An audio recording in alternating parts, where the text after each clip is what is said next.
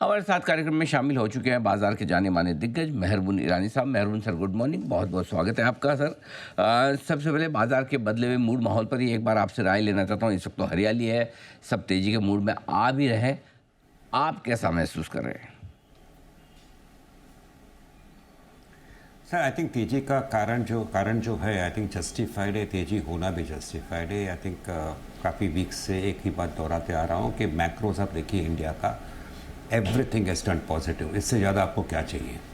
तेल का भाव डाउन, बीच में बढ़ गया था 15 दिन के लिए, वो बात अलग है, लेकिन तेल का भाव डाउन। जियोपॉलिटिकल फैक्टर्स अभी के लिए, इंडिया पाकिस्तान पकड़िए, रशिया यूक्रेन अभी सब लोग भूल गए हैं, मिडिल ईस्ट का अभी के लिए साइड पे है। जियोपॉलिटिकल फैक्टर्स अभी के लिए ठीक ठाक है। इंटरेस्ट रेट्स कट हुए इंडिया में, आरबीआई ने पूरी तरह से लिक्विडिटी पंप किए, इन्फ्लेशन अंडर कंट्रोल है, राजकोषीय घाटा और चालू घाटा, करंट अकाउंट डेफिसिट और फिजिकल डेफिसिट दोनों कंट्रोल में है। Forex reserves all time high पर है, बारिश के संकेत अच्छे हैं, खाद्य मंत्री को तकलीफ नहीं होगी, एग्रीकल्चरल प्रोड्यूस अच्छा रहेगा। विदेशी फैक्टर्स में आप देखिए, डॉलर इंडेक्स ऑल टाइम लो पर है, इसका मतलब एमर्जिंग मार्केट में पैसे आने वाले हैं। India is an emerging market. अभी आप मार्केट फैक्टर्स देखिए, मार्केट में आप, सही बताता हूँ कि किसको भी मिलता हूँ लोग पूछते हैं कि अभी नया आइडिया क्या है मार्केट में। तो मार्केट भूखा है आज भी नए आइडियाज़ के लिए। आप नया आइडिया बेचोगे मार्केट में, जैसे ईवी था, रेलवेज था, डिफेंस था, पब्लिक खरीदने को तैयार है। रिटेल इन्वेस्टर ने कितना भी मार्केट घटा सितंबर और मार्च के बीच में, और अभी 10 दिन घटा जून महीने में, रिटेल इन्वेस्टर ने फेथ नहीं छोड़ा है मार्केट में, पैसे डालते जा रहे हैं, एसआईपी का पैसे आते रहा है, नेट इन्फ्लोज म्यूचुअल फंड में हो रहा है। तो सारे फैक्टर्स पॉजिटिव हैं। कंसर्न्स क्या है? कंसर्न्स ये है कि टैरिफ का डेट जुलाई 9 का नज़दीक आ रहा है। डोनाल्ड ट्रंप, जो भी लोग मजाक उड़ाए उनका कि रोज़ अदला बदली करते अपने व्यू का, एक बात है कि उनको सिर्फ अमेरिका दिखता है और कुछ नहीं दिखता है। अभी उनका लेटेस्ट स्टेटमेंट है चाइना से डील हो गया है और इंडिया से भी डील अच्छी तरह चल रहा है। लेकिन अनिल जी, टैरिफ होता है, टैरिफ से होता है तो थोड़ा सा नुकसान होता है, फ़ायदा नहीं होता है। लेकिन ये एक नेगेटिव भी है, पॉजिटिव भी है। पॉजिटिव है कि अगर जल्दी से डील हो जाता है तो इट्स डेफिनेटली अ पॉजिटिव। रही बात दूसरे एक फैक्टर की, जो मैं दोहराना चाहता हूँ कि इंडिया का जो ग्लोबल ट्रेड है जीडीपी के सामने, वो परसेंटेज काफ़ी कम है। सो इंडिया को रिलेटिवली टू अदर्स इतना नुकसान नहीं होगा। तो सारे फैक्टर्स अगर इंडिया के लिए अच्छे हैं, लोग कहते हैं India is the most emerging market में हॉट डेस्टिनेशन, मैं भी मानता हूँ। प्रॉब्लम अभी ये है कि जो अर्निंग्स रिकवरी कॉर्पोरेट सीजन की आई है was good but not all that great.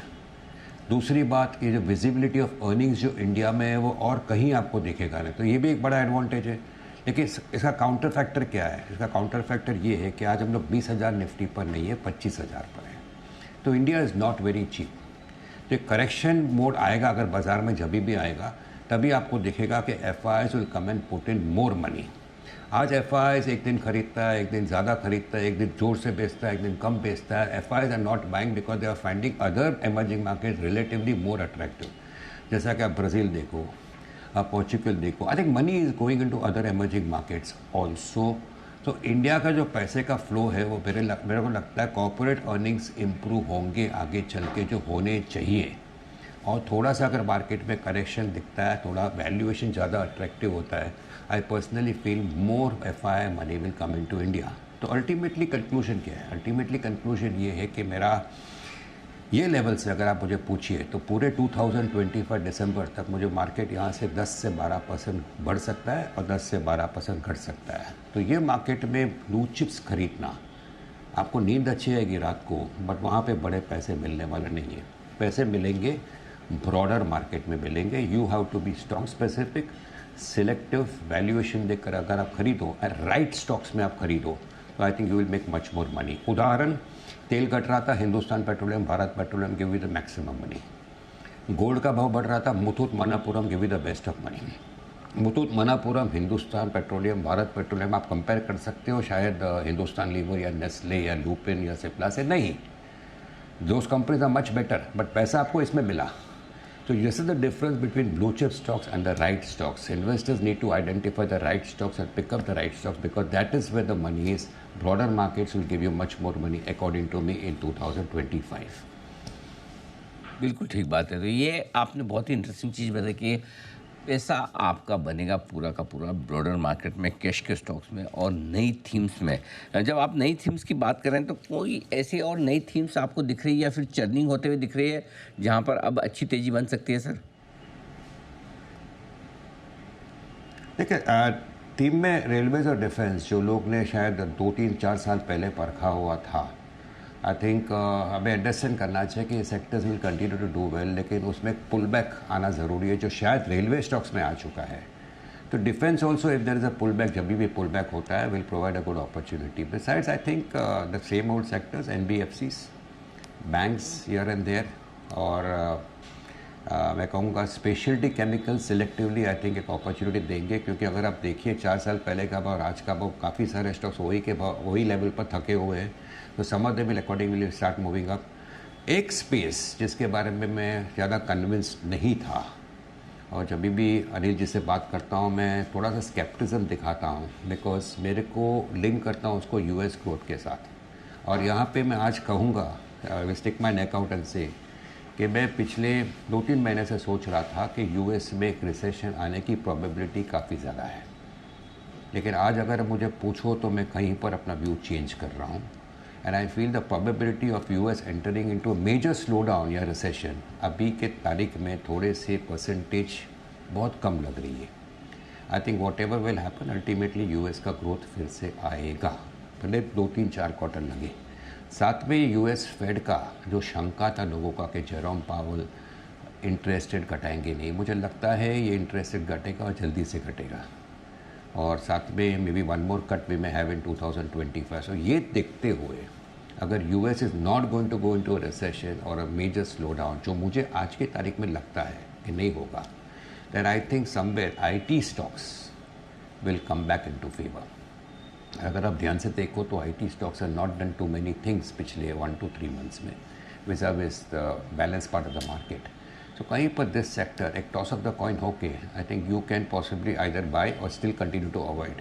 मेरा व्यू काफ़ी नेगेटिव था ये सेक्टर के बारे में पिछले थोड़े महीनों से, अभी इतना नेगेटिव नहीं। I am turning neutral and may turn positive, a clear disclosure या। ठीक बात है। तो ये आपने इंटरेस्टिंग चीज़ बताई है। अमेरिका के बारे में आपका व्यू है वो बिल्कुल अलग है और शायद भीड़ से हटकर भी कि वहाँ पर बढ़िया एक्शन हो सकता है, बढ़िया तेज़ी अम, कोई खास चिंताएं ऐसा आपको लगता है भारतीय बाजारों के लिए जो ध्यान में रखने वाली बात है, कंसर्न्स जो हमारी तेज़ी और तेज़ी के मूड माहौल पर थोड़ा सा ब्रेक लगा सकते हैं या क्वेश्चन मार्क कर सकते हैं?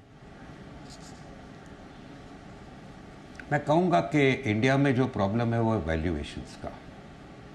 आज जैसे मैंने कहा, पहले भी कहा कि आई थिंक FIS का फ्लो आता क्यों नहीं है जो से आना चाहिए, सब मैक्रोस पॉजिटिव है। प्रॉब्लम यहाँ पे है कि इंडिया सस्ता मार्केट नहीं है।